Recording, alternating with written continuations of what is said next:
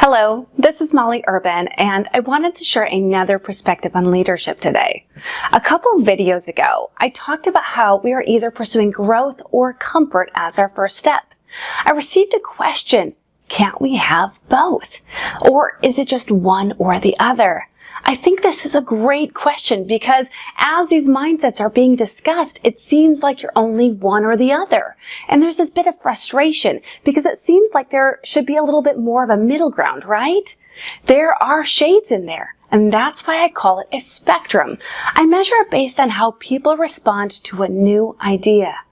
There are the early adopters, people who recognize the breakthrough and are actively looking for new ideas. They are growth mindset. The early majority are people who are open to new ideas. However, they're more passive. The early majority can call themselves growth mindset. Even though their approach is just being safe, they're still ahead. The first two that I just shared are growth mindset. The third category is the late majority. These people are focused on being in the safety of the majority, regardless of the nature of the idea. They're not embracing this new idea because it's right. They're doing it because it's too uncomfortable not to embrace the idea.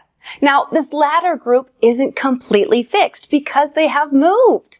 The fourth group, these are the laggards. They're the last to embrace a new idea, if ever. They're completely fixed, and that's why it's a spectrum.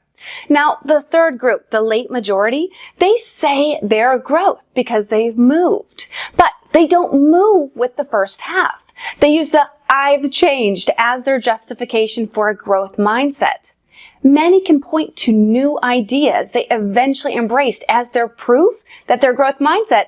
However, after further discussion, they only embraced it because it was too uncomfortable to be outside the majority.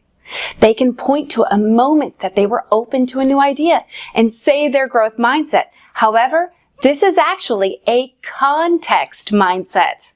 A context mindset is when someone is willing to hear a new idea when everything is going great and not when it's not.